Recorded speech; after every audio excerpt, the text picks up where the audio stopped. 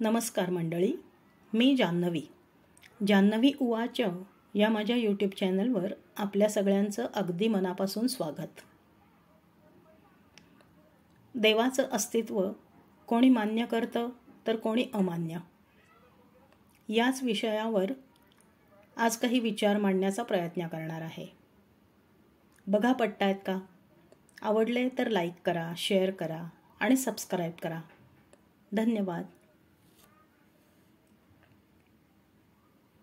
त्या दिवशी अचानक मयूरचं बोलणं कानावर पडलं.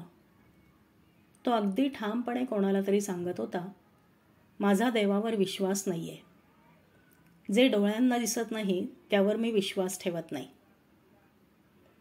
हे ऐकून मी विचार करू लागले, जर फक्त डोळ्यांना दिसणाऱ्या गोष्टींचंच अस्तित्व मान्य करायचं ठरवलं तर मुळात आपल्याला जगण्यासाठी आवश्यक असणारी हवा ती तरी आपल्याला कुठे दिसते?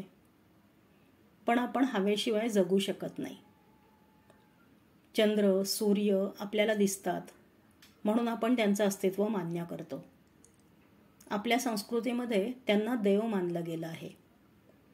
रोज सूर्योपासना करणारे लोक आहेत. तसेच आपण कोजागिरी पौर्णिमेला चंद्राचं प्रतिबिंब आटीव दुधात पडावं आणि त्या रात्रीच्या चंद्राच्या किरणांचा आपल्याला लाभ मिळावा असा प्रयत्न करतो. अनेक सासूरवाशिणी भाऊबीजेच्या दिवशी चंद्रालाच आपला भाऊ मानून औक्षण करतात. असं औक्षण करताना मी माझ्या आईला देखील अनेक वेळेला पाहिलंय.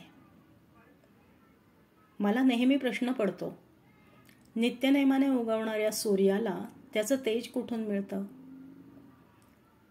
अगदी रोज सूर्य उगवतो, पण रोजची पहाट वेगळी असते. कोणता चित्रकार सूर्योदयाच्या वेळेला रंगांची उधळण करत असतो? रंग जरी तेच असले तरी रोजचा आविष्कार वेगळा असतो.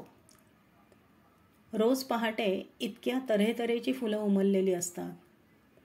प्रत्येक फुलाचा रंग, गंध, आकार वेगळा असतो. तरीही प्रत्येक फूल आपल्याला आवडतं.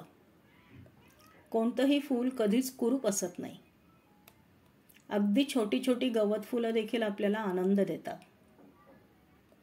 फक्त एका दिवसाचं आयुष्य त्यांना मिळालेलं असतं, पण तरीही ती फुलं आपली रंगांची आणि गंधांची उधळण करत सुख वाटत असतात. तीच गोष्ट चंद्रतारकांची. चंद्र आणि चांदण्या जर दिवसाही आकाशात असतात तर रात्री त्यांच्यामध्ये तेज कुठून येतं? अमावस्या ते पौर्णिमा या दरम्यान चंद्राचा आकार कसा बदलतो? इतर चांदण्यांपेक्षा शुक्राची चांदणी अधिक का चमकते? निसर्गामध्ये असे अनेक चमत्कार आपल्याला दिसतात. एक बी पेरलं तर त्याचं कणीस तयार होऊन त्याचे 1000 दाणे तयार होतात. पक्षी कोणत्याही घड्याळाशिवाय रोज पहाटे कसे उठतात? फार कशाला, आपलं शरीर व्यवस्थित चालावं याची काळजी कोण घेतं?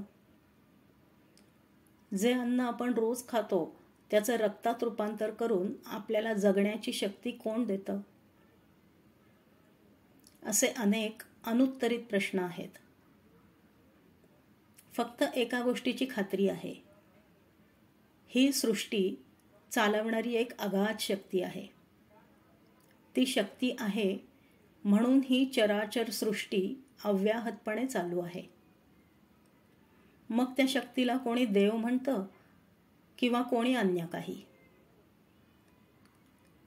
ठिकठिकाणी आपल्याला देवाचं अस्तित्व जाणवत असतं. अगदी प्रत्येक गोष्टीत त्याची प्रचिती येत असते.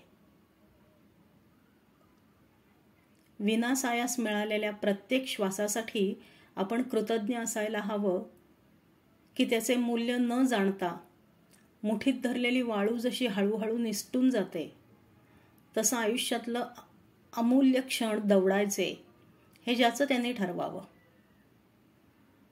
आपल्या मानण्या किंवा न मानण्यामुळे काहीही फरक पडत नसतो. धन्यवाद.